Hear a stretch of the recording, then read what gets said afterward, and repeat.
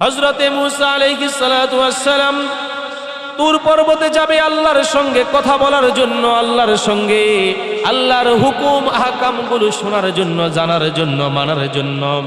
রাস্তার মাঝখানে একজন বিকলাঙ্গ ব্যক্তি, যার হাত নাই পা নাই, এমন একজন ব্যক্তি মুসা নবীকে ডাক দিয়ে বলে, ও নবী, আপনার কাছে আমার একটা প্রশ্ন আছে। যেই ব্যক্তিটার দুইটা হাতও নাই, দুইটা পাও নাই, তাহলে চিন্তা করে দেখেন, কোনো ব্যক্তির যদি হাত নাই পা নাই, শুধু পেট থেকে নিয়ে তার মাথা পর্যন্ত এতটুকু তার শরীর, ওই লোকটা কতটা অসহায়, ওই লোক কতটা দুর্বল।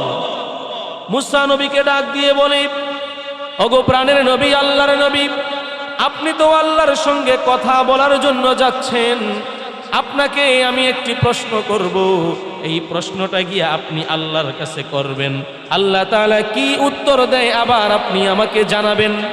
মুসা নবী বলে, বলো তোমার কি প্রশ্ন, তুমি কি জানতে চাও, কি প্রশ্ন করতে চাও শুনি। বিকলাঙ্গ ব্যক্তিটা বলে, আল্লাহ যে দুনিয়ার মধ্যে আমাকে বানাইলো, আমার দুইটা হাত নাই, দুইটা পা নাই, আমি একেবারে বিকলাঙ্গ প্রতিবন্ধী, এমন ব্যক্তি যাকে কেউ খাওয়াই দিলে খেতে পারি না, খাওয়াই দিলে খেতে পারি না, কেউ আমাকে গাড়ি দিয়ে কোথাও নিলে আমি যেতে পারি, নয়তো যেতে পারি না, এত কষ্ট আল্লাহ আমাকে দিতেছে, আমাকে দ্বারা তো দুনিয়ার কোনো কাজে আসে না, আমি তো দুনিয়ার কোনো উপকার করতে পারি না, আমি তো কোনো কাজ করতে পারি না, আল্লাহ আমাকে কেন বানাইলো, আল্লাহ আমাকে কেন সৃষ্টি করলো, একটু আপনি গিয়া আল্লাহকে জিজ্ঞাসা করবেন। সুবহানাল্লাহ। কারণ আমার আল্লাহ প্রয়োজন ব্যতীত অন্য কোনো কিছু সৃষ্টি করে না। পৃথিবীর মধ্যে যত পোকামাকড় দেখি, পৃথিবীর মধ্যে যত প্রাণী দেখি, পৃথিবীর মধ্যে জলস্থ প্রাণী, স্থল প্রাণী, আকাশের প্রাণী, যত প্রাণী জগৎ আমরা দেখি না কেন, সমস্ত কিছু আমার আল্লাহ সৃষ্টি করেছেন কোনো না কোনো উপকারের জন্য, ঠিক কিনা? কোনো না কোনো দরকারে, কোনো না কোনো প্রয়োজনে। প্রয়োজন ছাড়া আল্লাহ কিছুই সৃষ্টি করেন নাই, বেহুদা কিছুই বানায় নাই। এখন বিকলাঙ্গ ব্যক্তিটা বলে, আল্লাহ যেহেতু প্রয়োজনেই সব কিছু বানায়, আমাকে কি প্রয়োজনে আল্লাহ বানাইলো, আল্লাহকে গিয়া একটু জিজ্ঞাসা করবেন। মুসা নবী বলে, ঠিক আছে, তোমার প্রশ্নটা আল্লাহকে জানায়া দিব। একটু দূর যাওয়ার পরে আরেকজন বৃদ্ধ মহিলা, বৃদ্ধ বুড়ি, যেই মহিলার অবস্থা হলো একেবারে দুর্বল, যার ঘরে অভাব অনটন, ঠিক মতো খেতে পারে না, ঘর হচ্ছে কোনো রকম, তুফান এলে ঘর ভেঙে যায়, বৃষ্টি এলে পানি পড়ে, ওই মহিলা ডাক দিয়ে বলে, ও আল্লাহর নবী, আল্লাহকে গিয়ে আপনি জিজ্ঞাসা করবেন, আল্লাহ আমাকে কেন বানাইলো, আল্লাহ আমাকে কেন সৃষ্টি করলো, কারণ আমি তো এক বেলা খাইলে আরেক বেলা খাইতে পারি না, এক বেলা চললে আরেক বেলা চলতে পারি না, এত অভাব আল্লাহ কেন আমাকে দিল। এর চাইতে আরো বড় অভাব অনেকের আছে না? এর চাইতে আরো বড় অভাব অনেকে আছে, অনেকে এর চাইতে আরো কষ্টে আছে। মুসা নবী তুর পর্বতে গেলেন, আল্লাহর সঙ্গে কথা বললেন, কথাবার্তা বলে তিনি যখন চলে আসবেন আল্লাহর কাছে, ওই যে দুইটা প্রশ্ন দুইটা আল্লাহর কাছে করলেন। ও মালিক, দুইজন ব্যক্তি তোমাকে দুইটা প্রশ্ন করেছেন, একজন হলো বিকলাঙ্গ ব্যক্তি, তাকে তুমি কেন বানাইলাম, তাকে তুমি কোন কারণে বানাইলাম, তার তো দুইটা হাত নাই, দুইটা পা নাই, এত কষ্ট তুমি মানুষকে কেন দিলা, এইটা ওই ব্যক্তি জানতে চায়, তার দ্বারা দুনিয়ার অথবা আখিরাতের কি উপকারে আসবে। আল্লাহ সুবহানাহু তাআলা মুসা নবীকে জানায়া দিল, তুমি গিয়া ওই ব্যক্তিকে বলো, তাকে আমি বানাইছি তার শরীরের মাপ অনুযায়ী জাহান্নামের মধ্যে একটা গর্ত আছে, ওই গর্তটা তারে জাহান্নামের মধ্যে ফেলায় আমি পূরণ করব। নাউজুবিল্লাহ। এটা অনেক কষ্টের কথা না, যে আমার শরীরটাকে কি জাহান্নামের আগুনের মধ্যে ফেলবে, গর্তের মধ্যে ফেলে আমার শরীর দিয়া জাহান্নামটাকে পূরণ করবে। তাহলে দ্বিতীয় যে মহিলা বৃদ্ধ অসহায়, তাকে তুমি কেন এত কষ্ট দাও, তার কি কষ্ট কোনোদিন শেষ হবে না?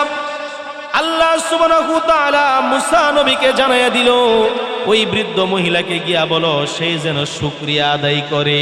কি করে? শুকরিয়া আদায় করে, সে যেন কৃতজ্ঞতা প্রকাশ করে। তাহলে আমি আল্লাহ নিয়ামত বাড়িয়ে দিব। মুসা নবী উত্তর শুনে চলে আসলো। বিকলাঙ্গ ব্যক্তিকে ডাক দিয়ে বলে, দুনিয়ার মধ্যে আল্লাহ তোমাকে এই জন্য বানাইছে, তোমার শরীরের মাপে জাহান্নামের মধ্যে একটা গর্ত আছে, এই গর্তটা তোমাকে ফালাইয়া পূরণ করা হবে। কেননা হাদিস শরীফে নবীজি বলেছেন, জাহান্নামের আগুন ধাউ ধাউ করে বাড়ানোর জন্য, জাহান্নামের আগুনের তেজ বাড়ানোর জন্য আল্লাহ জাহান্নামের মধ্যে মানুষ এবং পাথর ব্যবহার করবে। নাউজুবিল্লাহ।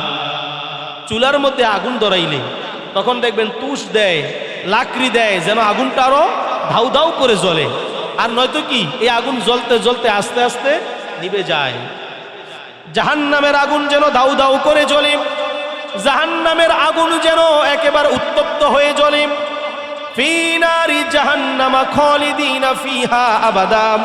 আল্লাহ তাআলা বলে দিয়েছেন, জাহান্নাম আমি সৃষ্টি করেছি, ওই জাহান্নামীরা আবাদুল আবাদ, চিরস্থায়ী জাহান্নামের মধ্যে থাকবে। এখন জাহান্নামের মধ্যে যেন আগুন নিভে না যায়, এই জন্য আগুনের তেজ বাড়ানোর জন্য মানুষ এবং পাথর দিয়ে আল্লাহ আগুনের তেজ বাড়াবে। এই জন্য আমার আল্লাহ বলে, ওই বিকলাঙ্গ ব্যক্তিটাকে আমি জাহান্নামের গর্ত দিয়া ভরপুর করে দিব। ওই ব্যক্তি শোনার পরে যখন শুনলো আমার শরীরটা জাহান্নামের মধ্যে দিবে, ওই ব্যক্তিটা একটা চিৎকার মেরে বলে দিল আলহামদুলিল্লাহ। কি বলল? আলহামদুলিল্লাহ। আপনি আমি হলে কি বলতাম?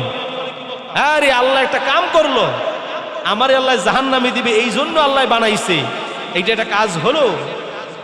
কিন্তু বিকলাঙ্গ ব্যক্তি বলে, আলহামদুলিল্লাহ, আমার শরীর দিয়া দুনিয়ার কোনো কাজ করতে পারি না, মানুষের উপকার করতে পারি না, মানুষের জন্য কল্যাণমূলক কাজ করতে পারি না। আল্লাহ যেহেতু আমার শরীরটা দিয়া জাহান্নামের গর্ত ভরবে, তার মানে নিশ্চয়ই আমার জীবনটাও কোনো না কোনো কাজে লাগবে। এই জন্য আমি মালিকের দরবারে শুকরিয়া আদায় করে নিলাম, আলহামদুলিল্লাহ। দ্বিতীয় যেই বৃদ্ধ মহিলা, তাকে গিয়ে যখন বলা হলো, তুমি কেন যেই কথা বলেছিলা, শোনো, তোমাকে আল্লাহ বলেছে শুকরিয়া আদায় করার জন্য, কৃতজ্ঞতা প্রকাশ করার জন্য। তখন বৃদ্ধ মহিলা বলে, আল্লাহ আমাকে কি দিয়েছে যে আমি শুকরিয়া আদায় করব? আল্লাহ আমাকে এমন কি সম্পদ দিল আমি শুকরিয়া আদায় করব? অতএব আল্লাহ তাআলা তো আমাকে তেমন কিছুই দেয় নাই, আমার অভাব অনটন যায় না, দুঃখ যায় না, দুর্দশা যায় না, খাবার পাই না, আবার কিসের শুকরিয়া আদায় করব? এই অকৃতজ্ঞ হওয়ার সাথে সাথে আল্লাহ সুবহানাহু ওয়া তাআলা আসমানি গজব দিয়া ওই মহিলার সম্পদ ধ্বংস করে তাকে একেবারে বিকলাঙ্গ বানিয়ে দিয়েছে। নাউজুবিল্লাহ। আর বিকলাঙ্গ ব্যক্তিটা শুকরিয়া আদায় করার কারণে, আল্লাহর কৃতজ্ঞতা প্রকাশ করার কারণে আল্লাহ তার শরীরটাকে সুস্থ করে দিয়েছেন, আলহামদুলিল্লাহ। তো এই জন্য যদি শুকরিয়া আদায় করি, যদি শুকরিয়া আদায় করি, তাহলে আমাদের নিয়ামতকে বাড়িয়ে দিবে কে? বলে, সবাই বলো, বাড়িয়ে দিবে কে? আল্লাহ। আর যদি শুকরিয়া আদায় না করি, এর বিপরীত আমাদের উপরে গজব দান করবে কে? وَإِذْ تَأَذَّنَ رَبُّكُمْ لَئِنْ شَكَرْتُمْ لَأَزِيدَنَّكُمْ وَلَئِنْ كَفَرْتُمْ إِنَّ عَذَابِي لَشَدِيدٌ। আল্লাহ তাআলা বলে, যেই ব্যক্তি নিয়ামত পাওয়ার পরে নিয়ামতের শুকরিয়া আদায় করে, আমি আল্লাহ নিয়ামত আরো বেশি বেশি করে বাড়ায়া দেই। আর যে নিয়ামতের শুকরিয়া আদায় না করে, আমি আল্লাহ তার নিয়ামতগুলো ছিনিয়ে নিয়া তার উপরে কঠিন আযাব দ্বারা তাকে গ্রেফতার করি। নাউজুবিল্লাহ। অতএব আমরা যে এই যে একটু বসতে পারলাম, জিকির মাহফিলে আল্লাহ আমাদেরকে আনলো, এখানে কোরআন হাদিসের কিছু কথা হবে, জিকির আজগার করা হবে, আলোচনা করা হবে। এই যে আমরা বসলাম, আলোচনা করলাম, জিকির আজগার করলাম, এইটার জন্য সৌভাগ্য দরকার, সুকপাল দরকার। এইটাও যে আল্লাহ আমাদেরকে দান করেছেন, এইটাও যে আল্লাহ আমাদেরকে দিয়েছেন, এই জন্য আল্লাহর দরবারে শুকরিয়া আদায় করার দরকার আছে না নাই?